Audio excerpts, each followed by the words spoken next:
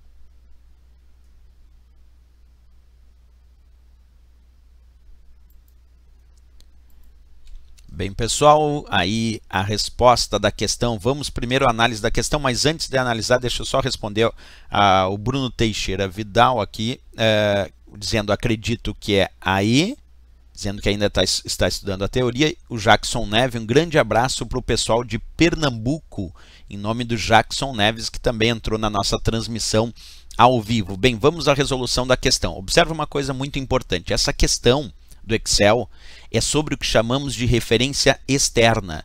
Dentro do Excel, para resolver uma referência externa, é quando queremos buscar valores que estão em outras planilhas ou ainda valores que estão em outros arquivos e dentro desse arquivo tem uma determinada planilha. Então, sempre que eu quero construir uma fórmula buscando valores que estão em outros arquivos ou em outras planilhas, para isso nós vamos usar o que chamamos de referência externa. Só que um detalhe importante aqui que a questão sugere. Tem que observar que a referência externa tem uma sintaxe padronizada. Que sintaxe é essa? O nome do arquivo deve ser colocado entre colchetes, logo depois tem que colocar o nome da planilha desejada dentro desse arquivo, um ponto de exclamação e a referência da célula. Então, uma referência externa dentro do Excel segue o seguinte princípio. Primeiro, o nome do arquivo entre colchetes. Depois, o nome da planilha desejada, ponto de exclamação e a referência da célula. Assim é que nós vamos fazer uma referência externa. E um detalhe importante, dentro do Excel, o nome do arquivo é chamado de pasta de trabalho. Então, o nome do arquivo do Excel é chamado de pasta de trabalho. Antes de resolver a questão propriamente dita, eu vou abrir aqui uma planilha do Excel. Deixa eu pegar aqui, ó, vamos fazer aqui um arquivo novo do Excel. Então aí eu tenho minha planilha do Excel. Acompanha comigo aqui. Nós vamos fazer a ideia de uma referência externa, como ela deveria ser feita, certo? Vamos imaginar que o nome do arquivo que eu desejo é o arquivo chamado curso. Então o que eu vou fazer? Eu vou colocar o sinal de igualdade, abre colchetes e coloca o nome do arquivo desejado, que também é chamado de pasta de trabalho. Então eu quero buscar um valor que está numa célula do arquivo chamado curso. Então eu vou colocar igualdade, abre colchetes e o nome do arquivo, que nesse caso é curso. Preciso colocar a extensão? Observa, eu vou botar XLSX. Não é obrigatório, porque se o nome do arquivo, o nome da pasta de trabalho é o padrão do Excel, que tem a extensão XLSX, basta colocar entre colchetes o nome do arquivo, que é o nome da pasta de trabalho, como por exemplo curso. Mas dá para colocar também a extensão, como eu fiz ali, curso.xlsx. Então o nome do arquivo, que é a chamada, o arquivo para o Excel é a pasta de trabalho, vai entre colchetes. Ok? Logo depois tem que colocar a planilha desejada. Vamos imaginar que eu quero acessar os dados na planilha chamada Plan 2. Então, se o nome da planilha é Plan 2, eu vou colocar logo depois o nome da planilha. E é na célula C4. Então, eu vou colocar um ponto de exclamação C4. Essa imagem que vocês estão enxergando agora é uma referência externa para o Excel. E qual é o objetivo desta referência externa? Observa comigo, é buscar um valor que está na célula C4 da planilha Plan 2 do arquivo ou pasta de trabalho curso.xlsx. Lembrando que não é obrigatório colocar ali o ponto .xlsx. Por que isso está correto? Porque o padrão do Excel diz que quando eu quero usar uma referência externa para um outro arquivo, tem que colocar o nome do arquivo entre colchetes, depois o nome da planilha, ponto de exclamação e a referência de célula. Se a gente voltar aqui agora para a questão, deixa eu voltar com vocês aqui para a questão, ele dizia, na planilha eletrônica Excel, uma planilha 1 da pasta 2 tem um conteúdo na célula C3, que se referenciado na planilha 2 da pasta 1 será usada a referência. Percebe que ele quer buscar o valor da célula C3 da planilha 1 do arquivo ou pasta chamado 2. Então tem que colocar o nome do arquivo ou pasta de trabalho, que nesse caso é a pasta 2, entre colchetes. Depois o nome da planilha desejada, ele quer buscar o valor que está lá na planilha 1, porque ele está dizendo que está na planilha 2, ele quer buscar o valor que está na planilha 1. Então depois do colchetes tem o nome da planilha desejada, nesse caso planilha 1. E aí vem um ponto de exclamação C3, que é a referência da célula. Por isso que a resposta para essa questão, de fato, é a letra A de América. A de América é a resposta correta. Ok, pessoal? Então, ali, respondendo ali o Bruno Teixeira Vidal, que ainda está falando sobre o estudo da teoria, né, Bruno? É importante saber que a referência externa do Excel segue essa lógica. Nome do arquivo entre colchetes, depois o nome da planilha, ponto de exclamação C3. Alguém poderia ficar muitas vezes com uma dúvida em relação a uma referência externa para uma outra planilha do mesmo arquivo. Deixa eu mostrar isso também ali na prática do Excel. Se o usuário desejar realizar uma referência externa para uma outra planilha do mesmo arquivo, aí não precisa colocar o nome do arquivo entre colchetes. Vamos fazer um exemplo aqui. Eu estou nesse momento na planilha Plan 1. Observa, Plan 1. Eu vou digitar aqui o valor 10 na célula A2 da planilha Plan 1. Lembra disso? Digitei na célula A2 da planilha Plan 1 o valor 10. Agora eu vou clicar aqui na planilha Plan 2. Então agora eu estou em outra planilha, planilha Plan 2. E eu quero buscar aquele valor 10 que estava lá na célula A2 da planilha Plan 1. Como eu quero buscar um valor de uma outra planilha deste mesmo arquivo, eu estou na Plan 2 deste arquivo e quero buscar o valor 10 que está lá na planilha Plan 1 deste mesmo arquivo. Então eu coloco o sinal de igualdade, não preciso colocar agora o nome do arquivo entre colchetes, porque eu já estou nesse arquivo, coloco só o nome da planilha desejada, nesse caso Plan 1, ponto de exclamação e a célula onde se encontra aquele valor, que era a célula A2. Isso também é uma referência externa, só que nesse caso essa referência externa é para buscar o valor da célula A2 da planilha Plan 1 deste arquivo. Quando eu der Enter, o resultado é 10, porque 10 era o valor que estava na célula A2 da planilha Plan 1. E agora eu posso até fazer cálculos em cima disso. Eu poderia botar agora um asterisco 2 e ele vai pegar então o valor da célula A2 da planilha Plan 1, que é 10, e multiplicar por 2, que o resultado vai dar 20. Isto é uma fórmula também com referência externa, só que diferente da questão, na questão ele queria buscar que estava em outra pasta de trabalho. Aí tinha que colocar o nome da pasta entre colchetes, que é o nome do arquivo, depois o nome da planilha, ponto de exclamação e a referência de célula. Por isso a resposta acabou sendo ali a letra A de América para essa nossa questão 1, ok? Vamos ver aqui algumas mensagens. O Bruno Teixeira Vidal dizendo assim: se eu tivesse lido o enunciado com mais atenção, dava para acertar. É verdade, dando o enunciado às vezes já passa uma orientação de qual é a probabilidade da resposta daquela questão, né? Ok? Então, questão 1 respondida, gabarito letra A. Essa é uma questão muito importante. Quem entra na prova falando sobre o Excel tem que saber como construir referência externa, porque a Fundação Carlos Chagas FCC já fez muitas questões ao longo desses anos sobre o assunto das referências externas. Tá bom? Bem, vamos para a próxima questão. Agora a questão 2. Sempre lembrando, para quem está chegando agora, eu vou mostrar a questão na tela. Vamos colocar um temporizador ali de 2 minutos e depois dos 2 minutos eu já começo resolvendo a questão para vocês, certo? Então vamos soltar agora a questão 2. Vou deixar vocês aí um pouquinho. Deixa eu só colocar aqui toda a questão primeiro, D e E. Tá aí a questão. E agora eu vou botar o temporizador ali para vocês. Vamos só reiniciar o temporizador aqui. Vai ficar 2 minutinhos ali passando para vocês. Tá aí, daqui a 2 minutos eu volto para responder a questão.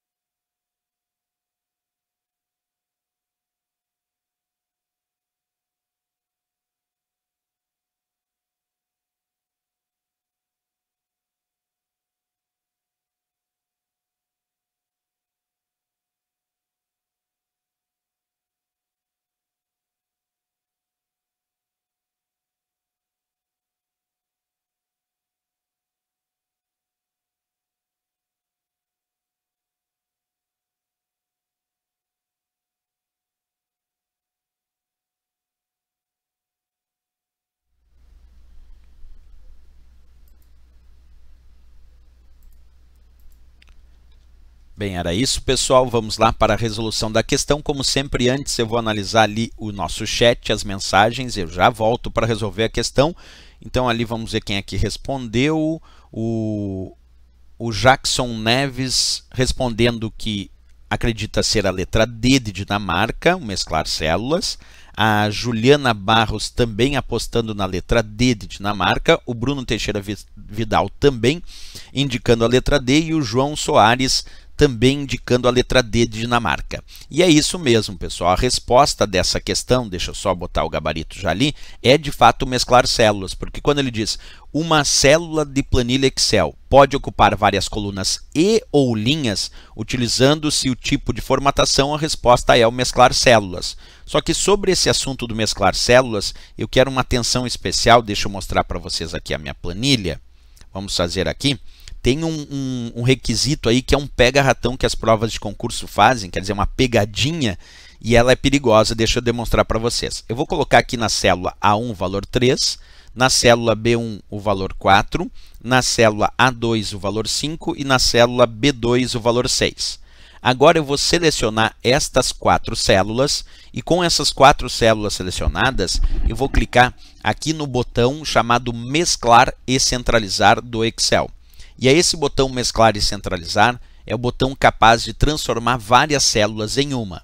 Então, quando clicamos no botão Mesclar e Centralizar, antes que eu possa clicar nele, esse botão vai transformar várias células selecionadas em uma. Quer dizer, vai transformar essas 4 células selecionadas em apenas uma. Só que um detalhe, esse botão, ele pede confirmação, e eu vou confirmar, é claro, e mantém somente o dado mais superior à esquerda. Porque percebe que eu tenho 4 valores aqui, tenho 3, o 4, o 5 e o 6. Desses 4 valores, o que está na célula mais superior à esquerda é o valor 3. Então, se agora eu clicar no botão Mesclar e Centralizar e confirmar, ele vai transformar essas 4 células em uma, mas vai manter somente o 3.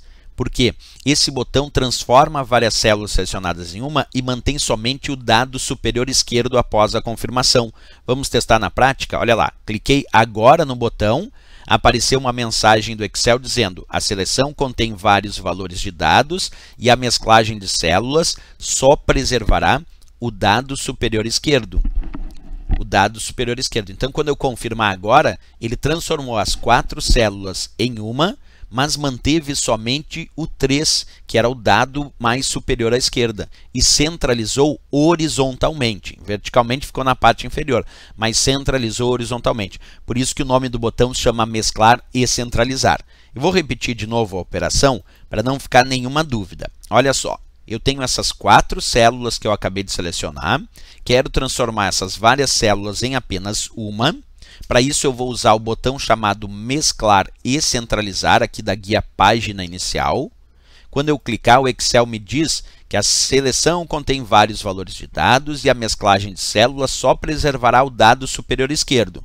O dado superior esquerdo é o 3. Então, quando eu confirmo, ele de fato transformou, ele mesclou. Transformou várias células em uma, mas manteve somente o dado superior esquerdo, como acabamos de ver ali na prática. Então, isso é muito importante para o mesclar. E centralizou horizontalmente o 3, verticalmente não centralizou, mas horizontalmente ele centralizou.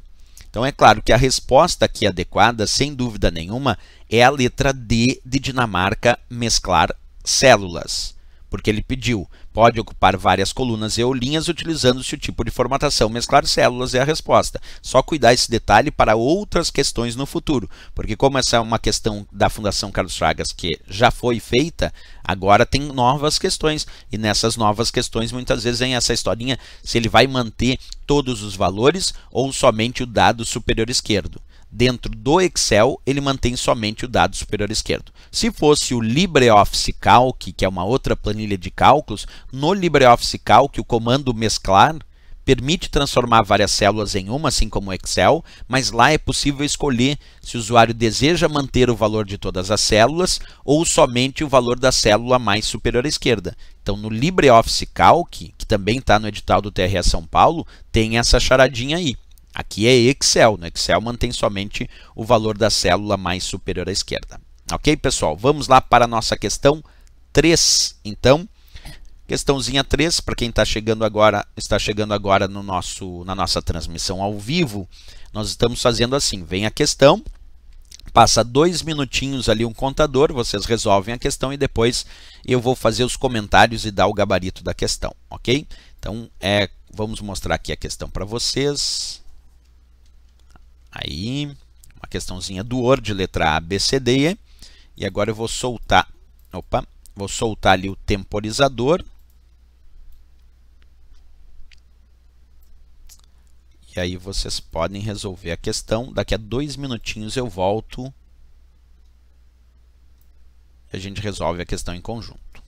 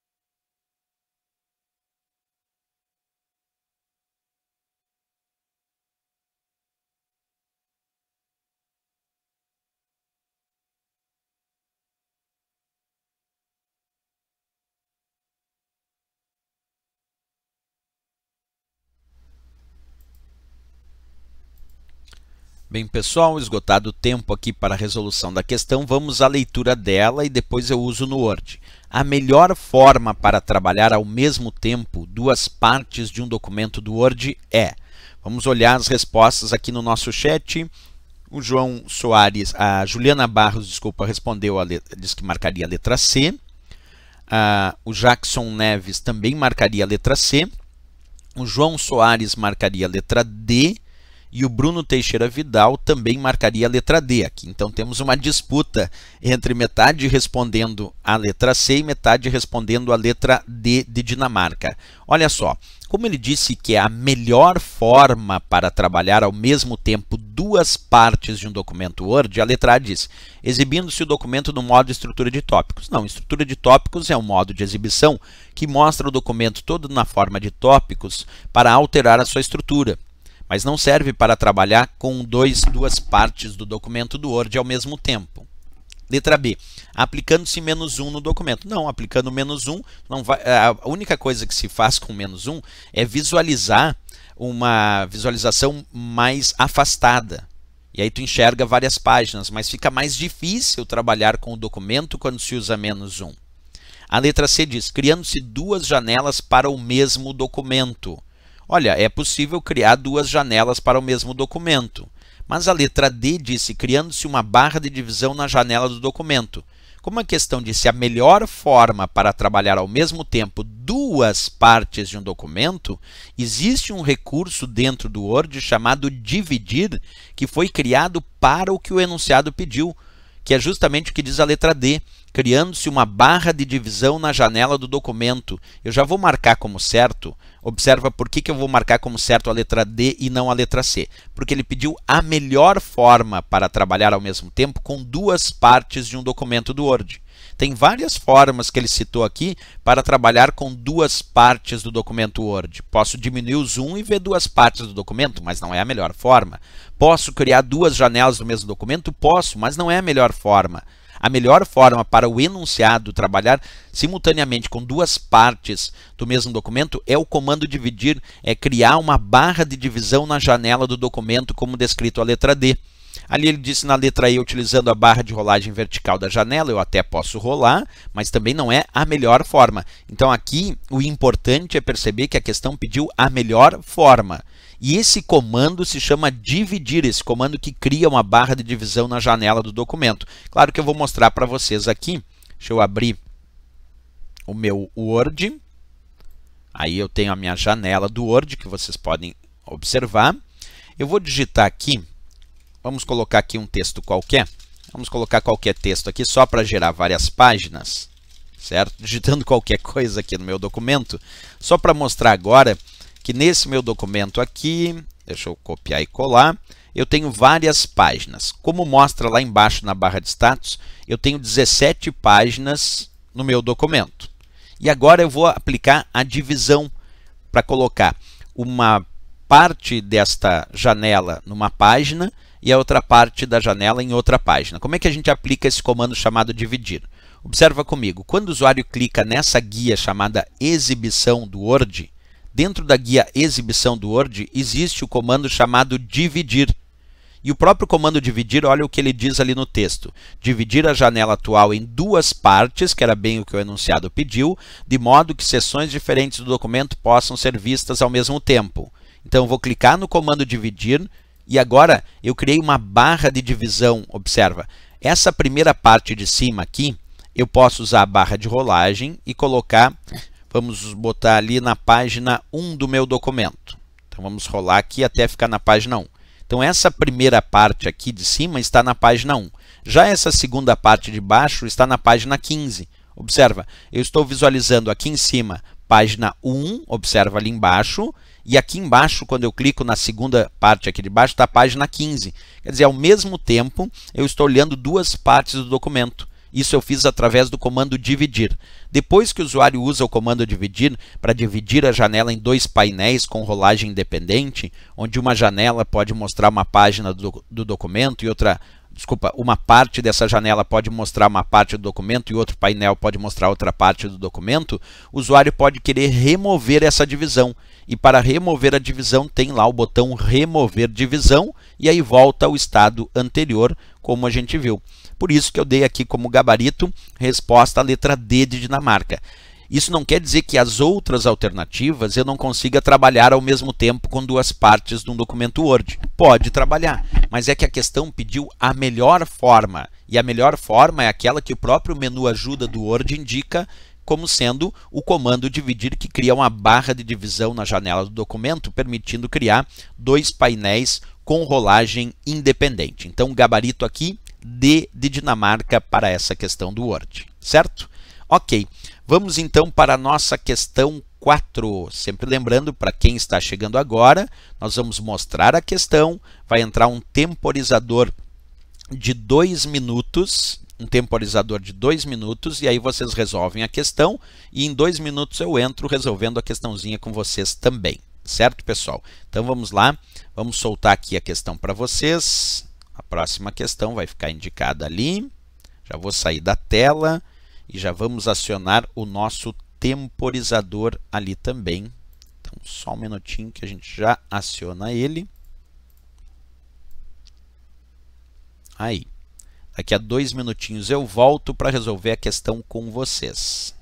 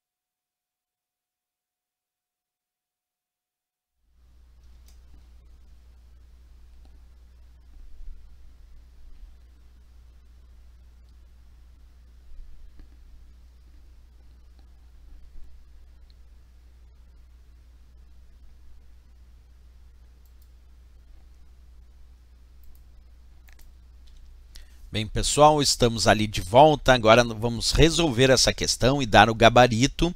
Já vou fazer a leitura antes, vamos ver quais foram as respostas aqui no nosso chat. Então vamos lá. Temos respostas aqui do Bruno Teixeira Vidal, indicando a letra E de Equador. O Jackson Neves, letra D de Dinamarca. A Juliana Barros, letra E de Equador. O Jackson Neves agora refez ali a alternativa, então o Jackson Neves ficou com a letra E de Equador. E o João Soares indicou a letra A de América. Obrigado pela mensagem também ao João Soares ali em relação à questão anterior. Bem, vamos resolver essa questão. Acompanha comigo. Essa questão é famosa nas provas do Excel em relação ao FCC. A FCC já fez muitas questões do Excel falando sobre alça de preenchimento. Primeiro, antes de resolver a questão, eu quero mostrar para vocês a alça de preenchimento funcionando dentro do meu Excel aqui. Vamos pegar uma nova planilha. Vamos pegar exatamente o que ele disse. Observa, nas células C10 e C11. Vamos ver se é isso que ele usou. Células C10 e C11 contém, respectivamente, os valores 10 e 11. E depois ele arrastou a alça de preenchimento até C14. Então, C10 e C11 tem o valor 10 e 11. Vamos lá. Então, aqui na célula C10 eu vou botar o valor 10. Acompanha. Opa! Aqui na célula C10 vamos colocar o valor 10. E na célula C11 vamos colocar o valor 11. E agora Vamos ver o que ele verificou ali logo depois. Ele diz, após arrastá-las pela alça de preenchimento até a célula C14. Então, ele pegou essas duas células, C10 e C11, e ele diz após arrastá-las com a alça de preenchimento. Para arrastar essas duas células com a alça de preenchimento, primeiro seleciona as duas. A alça de preenchimento é esse pequeno quadradinho que aparece no canto inferior à direita da seleção. Clica aqui e arrasta. Só que um detalhe, quando eu tenho duas células selecionadas, ele avalia a diferença entre essas células para realizar o preenchimento automático e sequencial até a célula desejada. Então, como 10 e 11, a diferença é 1. Se agora eu arrastar a alça de preenchimento, na célula C12 vai ficar 12, na C13 vai ficar 13 e na C14 que ele pediu vai ficar 14.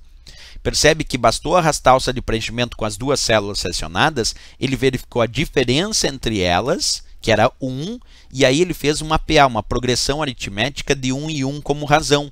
E aí de baixo ficou 12, mais abaixo ficou 13, e ele disse para ir até a C14 e ficou 14. Isso quer dizer que em relação à questão, observa comigo, em relação à questão, a resposta correta é a letra a letra E de Equador, porque disse 14. Ali respondendo o Bruno Teixeira dizendo assim, ó, mas para isso acontecer tem que selecionar as duas antes. A banca poderia pegar nessa pegadinha. Observa, a letra E de Equador, Bruno Teixeira Vidal, é a resposta, mas olha só, mesmo que não tenha dito no enunciado que selecionou, deixou implícito, porque o enunciado diz assim, ó, vamos ler ali, em uma planilha Excel, as células C10 e C11 contêm respectivamente os valores 10 e 11. Aí ele diz, após arrastá-las pela alça de preenchimento. E a única forma de arrastá-las no plural pela alça de preenchimento é selecionando as duas, porque se eu não selecionar as duas, eu não tenho como arrastá-las. Então aqui, ó, tem que cuidar muito aqui, resposta para o Bruno. Eu sei que ele não disse que selecionou, mas ficou implícito no momento que ele disse arrastá-las. Isso quer dizer que ele queria arrastar as duas. E para arrastar as duas até a célula C14, as duas devem estar selecionadas, porque a alça de preenchimento está embaixo. Então a resposta certa aqui é de fato a letra E de Equador. Agora é claro, vamos fazer um outro teste aqui. Eu quero mostrar para vocês. Vamos imaginar uma outra questão de prova, não essa, que eu tenho apenas uma célula selecionada com o valor 10. Só uma célula com o valor 10. E agora eu arrasto a alça de preenchimento, o que acontece com esse valor? Repete o mesmo valor. Se for só uma célula selecionada e eu arrastar a alça de preenchimento com um valor numérico qualquer, vai repetir o mesmo valor.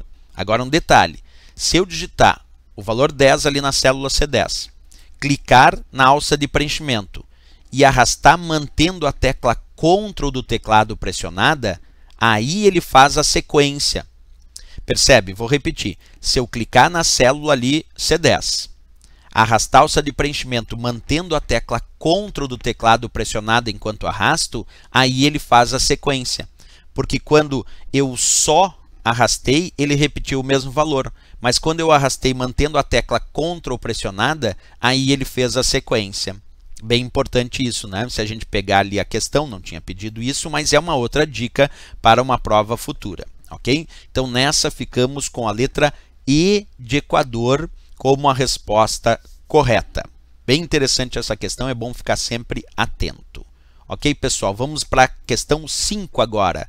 Só reportando para quem está chegando agora aqui na nossa transmissão ao vivo, vai aparecer a questão 5, vocês vão ter 2 minutos para responder e depois desses 2 minutos eu volto dando o gabarito e as explicações dessa questão. Ok, pessoal? Então vou soltar ali a questão para vocês, vai ficar ali na tela com a letra A, B, C, D e E, e agora eu vou colocar aqui o contador bonitinho ali, para que vocês possam resolver em 2 minutos. Então, vamos soltar agora o contador regressivo. 2 minutinhos eu estou de volta resolvendo a questão com vocês.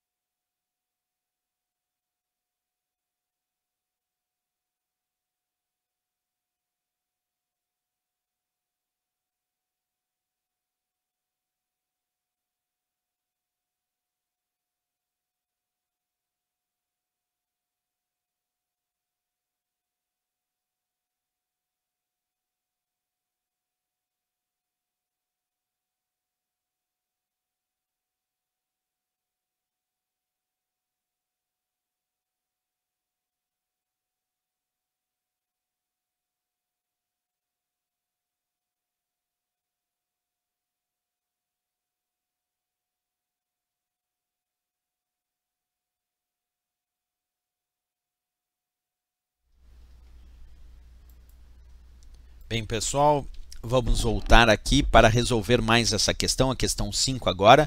Questão bem interessante pelo seguinte, ó. Ele disse: o dispositivo de entrada em forma de pequena superfície sensível ao toque, utilizado para mover o cursor na tela, emitir comandos e selecionar ícones e menus, denomina-se letra A, mouse, letra B, trackball, letra C, trackpoint, letra D, touchscreen e letra E, touchpad. Vamos ver as respostas primeiro no chat, eu já volto para responder a questão com vocês. Bem, a Lenka Gomes, seja bem-vinda, Lenka, participando aqui, indicando a letra A. Jackson Neves indicou a letra E. A Juliana Barros a letra A. O Bruno Teixeira Vidal a letra E. Jackson Neves disse ali, acho que não seria o mouse, devido ao dispositivo ter uma pequena superfície sensível ao toque. Já vamos ver. O Bruno Teixeira Vidal dizendo, e é tipo o mouse, só que do notebook. O João Soares a letra D. A Lenka agradecendo ali a dúvida. Então vamos lá, vamos para a resposta dessa questão. Observa. Como ele citou aqui, em forma de pequena superfície sensível ao toque, isso se chama touchpad. É o touchpad da letra E de Equador, que é um dispositivo de entrada, quer dizer, usado para realizar entrada de informações para o computador processar, em pequena superfície sensível ao toque, que tem normalmente nos notebooks ou nos laptops, utilizado para mover o cursor na tela, então faz uma função parecida com o mouse, mas diferente do mouse, é uma pequena superfície sensível ao toque e emite comandos, seleciona ícones, menus e assim por diante. A resposta é touchpad, mas eu vou fazer mesmo assim, acompanha aqui, ó, só para vocês, a resposta já é a letra E de Equador, mas eu quero mostrar todos eles. Esse é o mouse, que também é um dispositivo de entrada, também realiza entrada de comandos, movimenta o mouse na superfície, esse é o mouse. Para quem não conhece, esse aqui é o trackball. O trackball é como se fosse um mouse ao contrário, porque aquela bolinha fica na parte superior e a gente movimenta a bola ali do trackball para realizar a disposição do ponteiro do mouse e entrada de comandos. Esse é o trackball. Temos também o trackpoint, muita gente que tem laptop, alguns laptops trazem o trackpoint, que é esse pontinho vermelho que vocês estão enxergando ali na tela, e o trackpoint serve justamente para isso, para movimentar o ponteiro do mouse na tela também, ou a entrada de comandos. Esse é o trackpoint que estava também citado na questão. Depois nós temos touchscreen, que aí é a tela mesmo sensível ao toque. Tem monitores touchscreen, onde tem o próprio smartphone, tablet, laptops, desktop, possuem alguns deles telas touchscreen. Mas a resposta mesmo era touchpad, que vocês enxergam ali, muito útil em notebooks ou laptops, porque essa superfície, pequena superfície sensível ao toque. Esse é o touchpad, por isso a resposta foi a letra E de Equador para essa questão, porque ele mesmo dizia, em forma de pequena superfície sensível ao toque. Né? Bem, ali o Isaac Dias dizendo touchpad. Valeu, Lenka, obrigado também pela participação. João Soares, nunca vi essa tecnologia. Então, a tecnologia ali, só para explicar para o João Soares, é essa aqui, ó. É o touchpad. Quando a gente tem um notebook ou um laptop, praticamente todos os notebooks ou laptops apresentam a tecnologia do touchpad para fazer a função de como se fosse o mouse. Quer dizer, é um dispositivo de entrada, um dispositivo apontador também. Ok? Então, resposta letra E de Equador para a nossa questão 5. Vamos lá para a questão 6, pessoal. Para quem está chegando agora na nossa transmissão ao vivo, sejam bem-vindos, é claro. E a questão 6 é a última da nossa aula de hoje, da nossa transmissão ao vivo.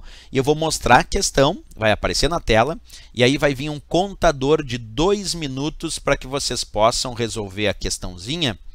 Vem um contadorzinho lá de 2 minutos, um temporizador. E aí vocês têm 2 minutos para responder a questão. Então vamos lá para o ar a questão 6. Já vou soltar ela aí para vocês, aí vocês vão respondendo.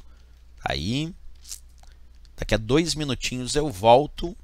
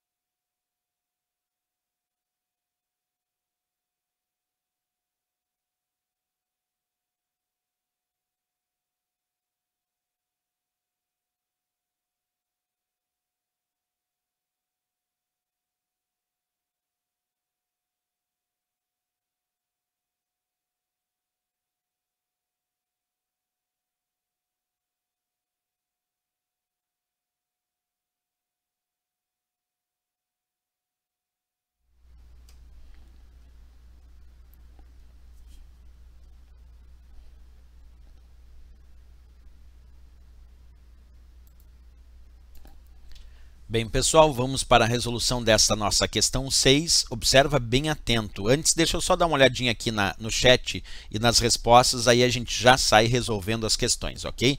Ali, então, vamos ver o que temos de mensagem. Um grande abraço ao Fabiano Roberto Grotto, que está sempre nas nossas transmissões ao vivo, prestigiando. Obrigado mais uma vez pela presença, Fabiano, grande abraço. O Jackson Neves indicou a letra C, de Canadá. João Soares, a letra C também, o Fabiano, alternativa C, o Isaac Dias, alternativa C, a Natália Raquel, a letra E, de Equador, a Lenca Gomes, a letra C, o Bruno dizendo que não sabia exatamente, mas marcaria a letra B, o Bruno Teixeira Vidal, a Gláucia Glau, a letra C, de Canadá, e o João Soares pedindo ali para explicação também da tecla Print e o Scroll Lock. Ok, mas antes vamos ver essa questão. Bem, vamos lá. Primeira dica. A questão pediu, observa comigo, tipo de CD que suporta várias gravações de novos dados. Denomina-se. Então, não pode ser a letra A, obviamente, porque a letra A é DVD. Então, a letra A não pode ser porque é DVD. E CD é uma coisa, DVD é outra. Enquanto o CD é um disco óptico com capacidade de armazenamento de aproximadamente 700 megabytes, o DVD também é um disco óptico com capacidade de armazenamento de dados a partir de 4,7 gigabytes. Quer dizer, muito mais, na casa dos gigas, dos bilhões de bytes. O CD na casa dos megas, 700 megabytes em média. DVDs podem alcançar até 17 gigabytes, até 17 bilhões de bytes aproximadamente. Então, como ele tinha pedido o tipo de CD, já está descartado a letra A, DVD não pode ser. E também já está descartado a letra E de Equador, que disse zip drive, porque zip não é um CD. Zip é um tipo de dispositivo de armazenamento magnético, muito parecido com um disquete, só que com uma capacidade de armazenamento muito maior. E o zip drive é o aparelho onde nós colocamos o disco de zip. Os discos de zip possuem capacidade da ordem de 100 megabytes, de 250 megabytes, até de 700 megabytes. Então, eu já estou tirando aqui a letra A de América e a letra E de Equador, porque A e E não são CDs. Aí só sobrou B, C e D. O termo CD-ROM da letra B, ROM significa memória somente de leitura.